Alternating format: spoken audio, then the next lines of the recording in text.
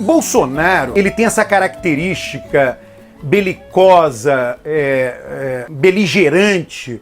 Então a campanha eleitoral dele a pré-campanha foi assim, a campanha eleitoral dele foi assim.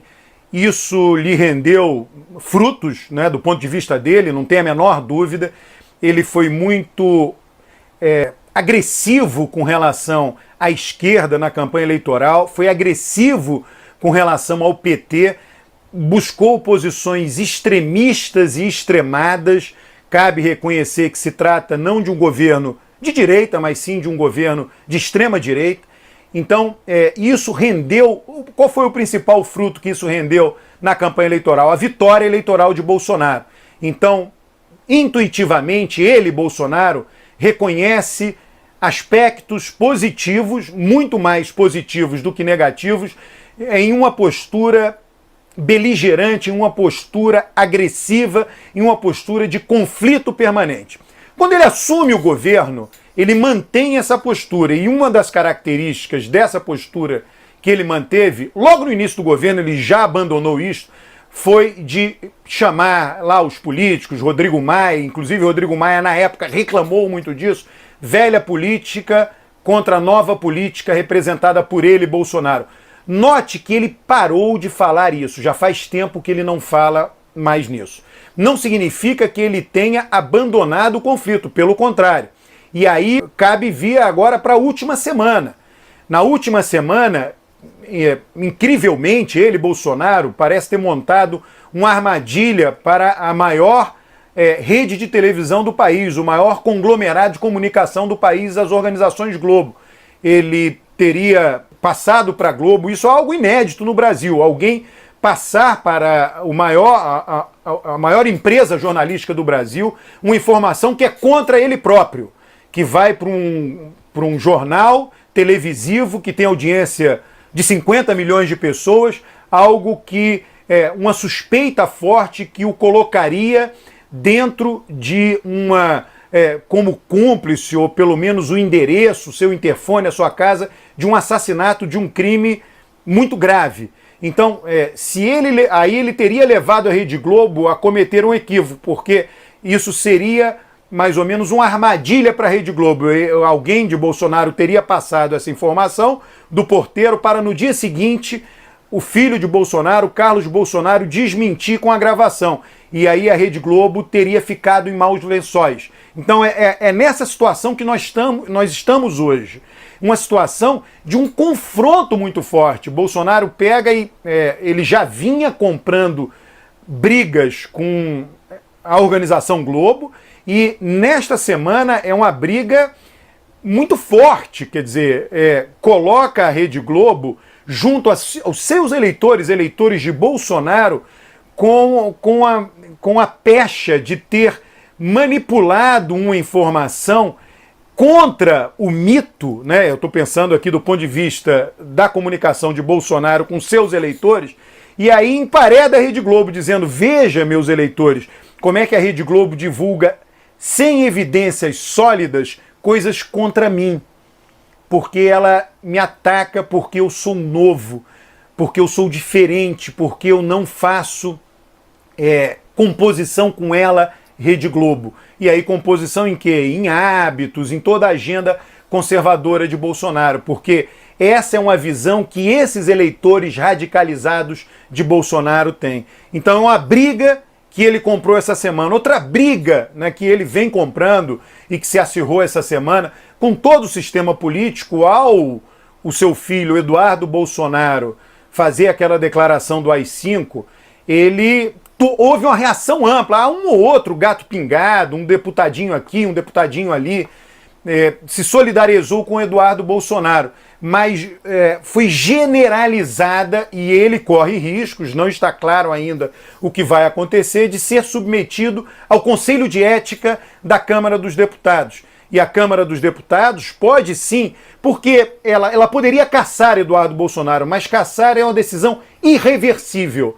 A Câmara, como toda casa política, pode tomar uma decisão neste primeiro momento, pode não tomar nenhuma decisão, só um puxão de orelha, um recado para Eduardo Bolsonaro dizendo: a próxima que você falar assim você vai ser levado ao Conselho de Ética e vai tramitar no Conselho de Ética um processo contra você, ou pode, nesse episódio agora, dizer: vamos começar um processo para lhe suspender por 30 dias. Por que a cassação é improvável? Ainda que do ponto de vista ético eu vejo ativistas muito indignadas, deveria ser a cassação, está falando contra o sistema.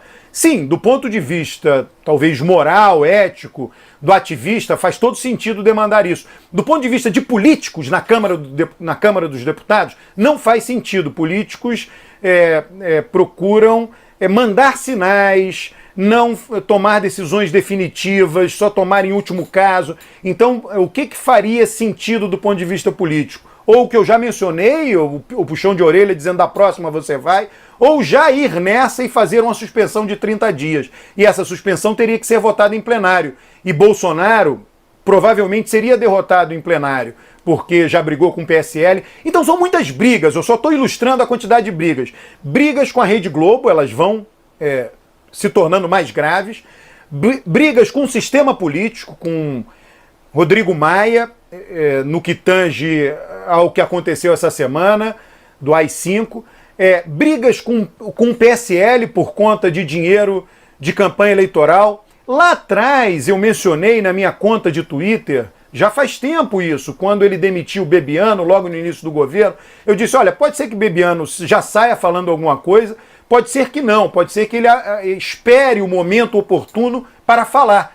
Ele vem esperou. Essa semana já deu declarações e já deu depoimentos muito fortes que complicam a vida do governo, sobre laranjas em Pernambuco, os recursos que foram para a campanha eleitoral. Então, quando o Bolsonaro, todo o problema de se ter muitos conflitos como ele vem criando, é que todo mundo vai...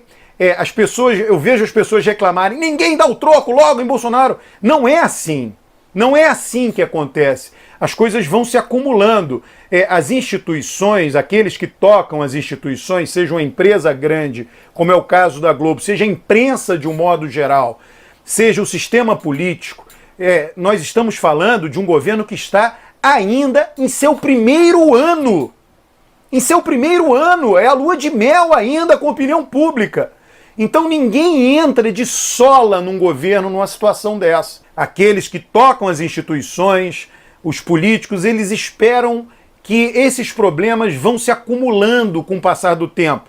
E na medida em que ele é uma barragem, né, que pode cair a qualquer momento, que pode explodir ali a qualquer momento. Então os problemas vão se acumulando, os ressentidos vão sendo deixados pelo caminho. Por que Bolsonaro não quer demitir o ministro do Turismo? Porque seria mais um ressentido longe dele. Ele demitido seria ressentido e longe de Bolsonaro. Ele prefere ter alguém não ressentido próximo dele, que tem informações que tudo indica são relevantes para toda essa investigação dos laranjas, ou das candidaturas laranjas de mulheres na campanha eleitoral de 2018. Então Bolsonaro está comprando brigas muito grandes e com muita gente. Ele precisa ter muita certeza de que tudo vai dar certo com ele. Porque se algumas coisas começam a dar errado, todos esses interesses se reúnem tacitamente lá na frente para dar o troco em cima de Bolsonaro. E, olhe, não é pouca coisa comprar briga com a Rede Globo.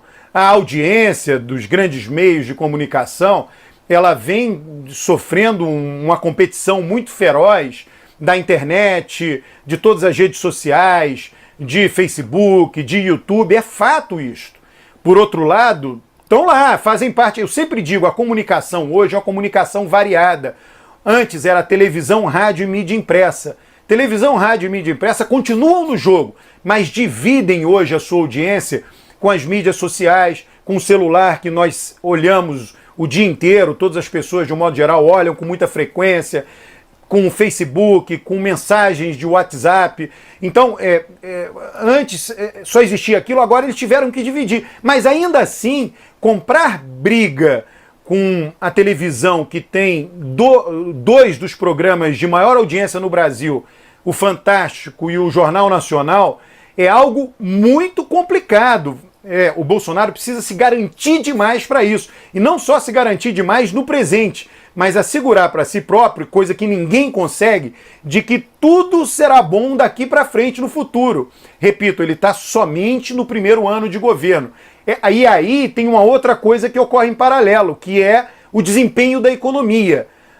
O Bolsonaro tem que ter muita segurança, e ninguém tem essa segurança, de que o desempenho da economia irá melhorar ao ponto de manter a sua aprovação na opinião pública. Não só a aprovação atual, como fazê-la melhorar. Ninguém tem certeza.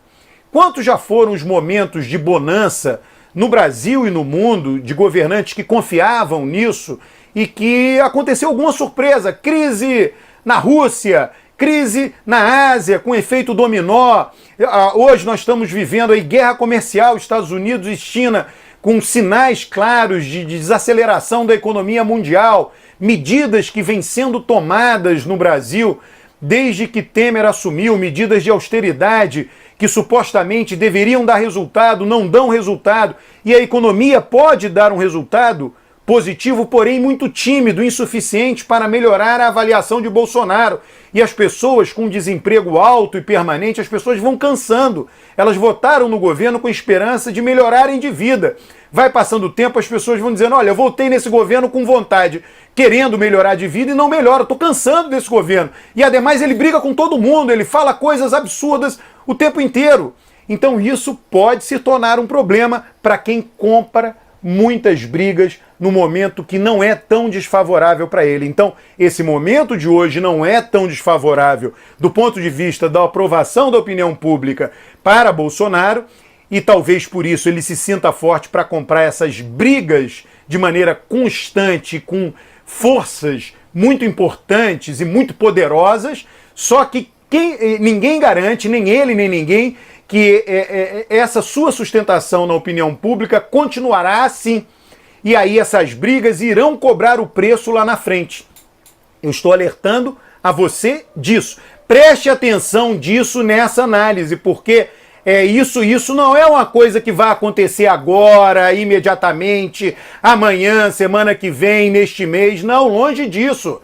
Isso é uma coisa que vai se acumulando. As últimas pesquisas de avaliação sobre Bolsonaro foram favoráveis a ele em que sentido? Foram favoráveis no sentido de que ele parou de perder avaliação ótimo e bom, mas vai que continua, ele está em torno de 30, 31, 32, 33.